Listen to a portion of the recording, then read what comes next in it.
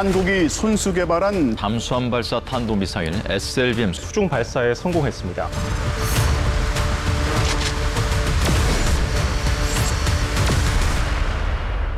지난 5월 한미 정상회담에서 문재인 대통령과 조 바이든 미국 대통령은 미사일 지침 해제를 전격 발표했습니다. Today, we made important progress on a range of issues. 기쁜 마음으로 미사일 지침 종료 사실을 전합니다. 미사일 사거리 제한이 풀린 지 약 5개월 만에 대한민국 무기사를 새로 쓰게 한 엄청난 소식이 전해졌는데요. 게임 체인저의 등판, 괴물 미사일 전력화를 시작한 우리 군의 신무기, 순삭특급에서 알아보겠습니다. 1979년 10월 만들어진 한미 미사일 지침은 지난 42년 동안 미사일 사거리와 탄도 중량 제한 때문에 우리나라의 독자 방위력을 가로막는 족쇄로 작용했었는데요. 2021년 5월 21일 미사일 개발을 제한하고 있던 사거리 제한과 탄도 중량 제한, 고체 연료의 사용 제한이 완전히 사라지며 신무기 개발에 박차를 가하게 됩니다. 엄지척! 대한민국 국방력의 클래스를 보여준 첫 번째 신무기, 동북아를 뒤흔들 게임 체인저, 잠수함 발사 탄도미사일 SLBM입니다. SLBM은 잠수함에 탑재돼 발사되는 탄도미사일을 말하는데요. 잠수함의 은밀성과 뛰어난 이동성으로 인해 사전 탐지가 불가능에 가깝기에 생존성이 높은 최고의 전략 무기로 평가받고 있습니다. 국산 SLBM 개발은 2015년 북한이 북극성 1형 시험 발사에 성공하면서 이에 대한 대응 차원에서 필요성이 검토됐고, 군은 당초 사거리 500km 탄도미사일을 기반으로 SLBM을 개발해왔습니다. 그 후 국방과학연구소를 비롯한 관계기관의 기술 개발 상황을 철저히 비공개에 붙여왔는데요.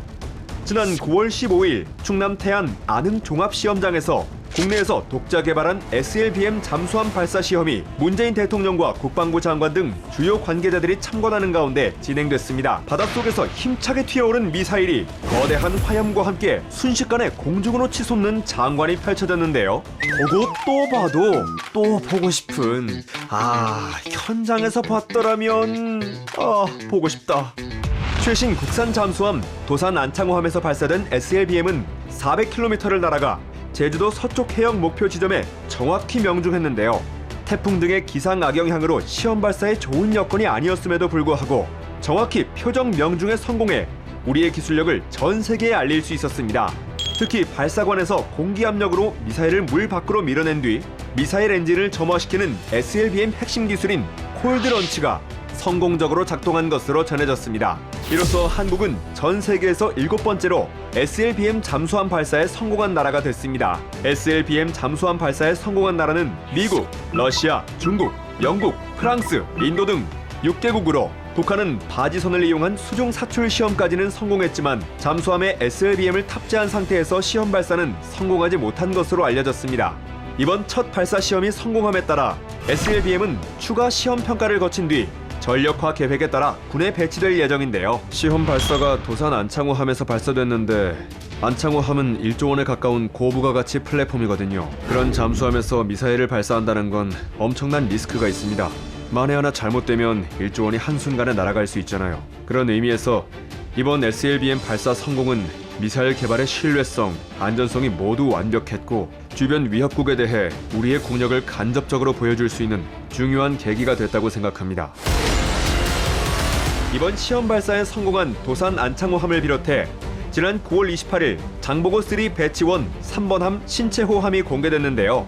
안모함과 신채호함까지 세 대의 잠수함 모두 SLBM 탑재가 가능해 우리 군은 막강한 전력으로 강력한 도발 억제 능력을 기대하고 있습니다.